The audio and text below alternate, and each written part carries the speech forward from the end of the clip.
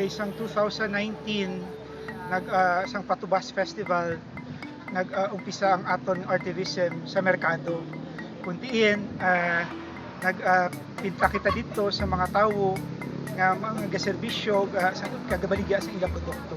Ato paghatag si honor kag recognition sa ila. Subong naman kabalaan ta kabudlay sa tiyempo tungod sa COVID-19 kagdamo nga mga tawo nga nagbulig nga kundi ginatawag ta nga mga modern day heroes. Amo na isa man ika inspirasyon nga nagpapinta kita diri subong sa aton nga day. Kundiin may mga portraits ng frontliners, may ara sang miro, may ara sang aton isa man ka writer nga hero. So kag iban pa na showcase ang mga sang una nga pave way, may mga achievements nga barutak nun. At the same time gina-showcase naton ang talento, ang aton nga mga young talents sang Banwa sang Barotac Viejo.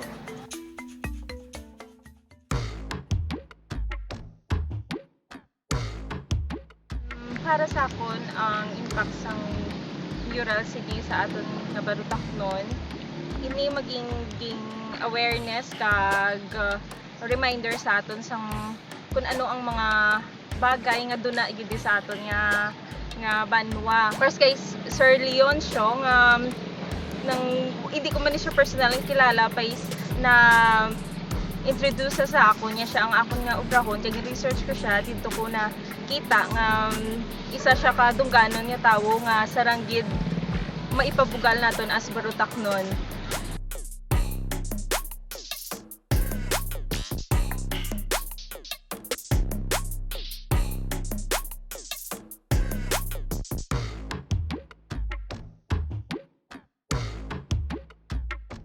Every time gid magbugtaw ako sa kung aga, ang mindset ko gid siya nga mag-enjoy gid ako sa every gid nga pagpinta ko gid pagpahid gid sa dike kay amo gid ang intention ko gid nga mag-enjoy gid ako sa akon nga every step ko gid nga sa akon gid nga palapiton nga future. Ang mindset ko gid nga magkadto diri kay super kasadya gid siya. Hindi lang mapinta kundi makadlaw kagid siya yang every time gid magpinta kakadlaw kay damo gid siya nga klase nga art. May mga comedy kita dire, then may makita agid nga mga friendly gid siya nga mga tawo, like sa fraternity hindi siya sobra ka harsh gid nga do mga abulig sa ila do hindi gid budlayan sa ila magtawag. Kanami gid siya nga project.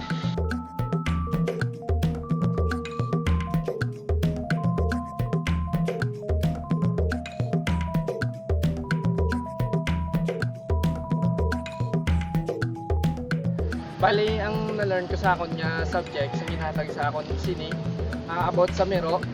Isa akong na-learn is very rare gid siya katama kag amo ni nga nadala sa sini sa amon nga konsepto kay endangered na sila kag paubos na sila, so dapat tagaan sila sa importansya gid. Kag about naman sa daily folk na ako na balaan nga sila nga tagaan sa importansya kay sila ang nangin pedal sa nga nagapalibot sa aton nga inadlaw sa aton sa mga Barutaknon.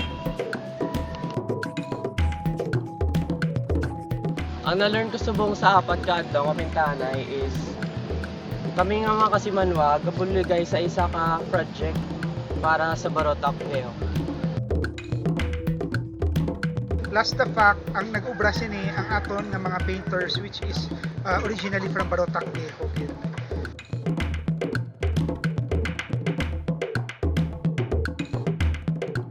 Happy kita ako kay isa ko sa pilihan nga lead artist diri sa aton Banwa. Knowing damo gid nga organisasyon na take part diri sa project nga especially ang LGU kag ang RTVism of course. Happy man ako kay isa ni sa pamaagi para ma-preserve ang visual arts diri sa aton Banwa. Of course, knowing nabalan ko isa ko sa chosen Malis artist sini nga project. Super excited, challenging kay first time na ako nag-mural sa sini nga project, and of course para mapakita man ang amon nga talento and sa sini ini nga paagi nga mapanaming amon nga Banwa. course ginauna tagid ara gid ang aton nga Ginoo nga bisan ano kabudlay sa tiyempo ara gid siya kag wala kita gid pabayaan.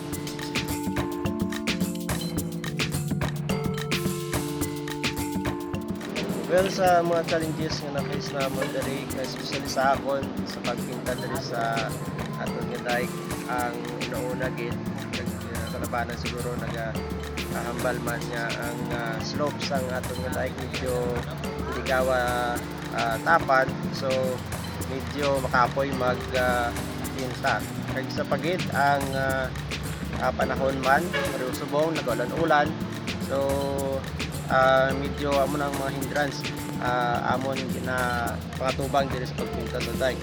Pero actually okay man kay di na overcome man namon ang mga challenges ngini kag kabay nga hini nga obra namon mangin maayo ang madangtan kag kabay nga ma-appreciate gid sang tanan.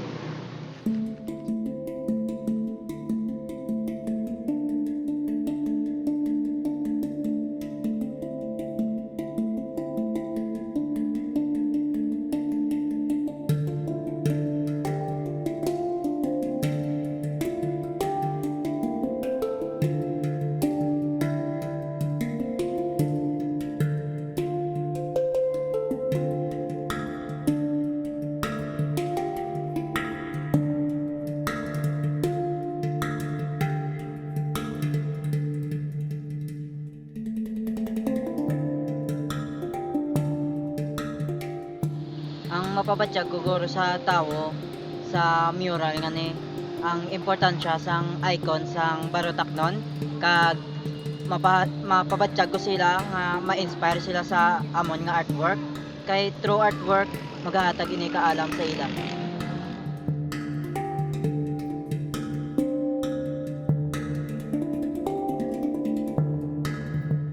Para sa akon, bilang isa ka creative youth sa Barotac-Pio, gusto ko mapalapnag ang akon nga talento man kag creativity sa mga purposeful or sa mga maayong abot.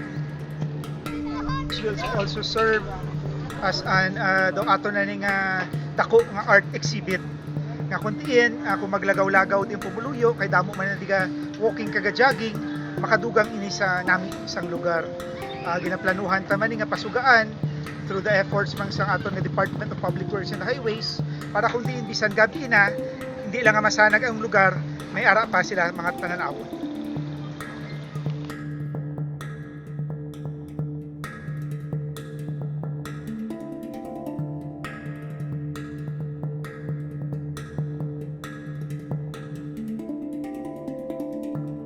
Ako si Jason Buko, taga Poblasyon. Ako gali si Christian Ibarniego, taga San Jeronimo.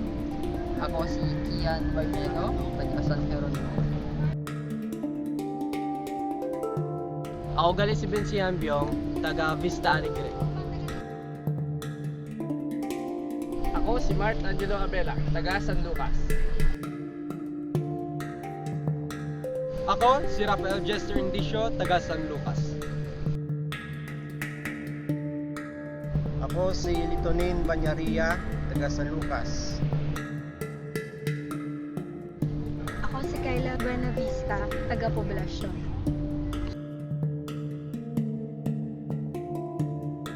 Ako si Hannah Hope Vergara Figueroa, taga Santo Tomas.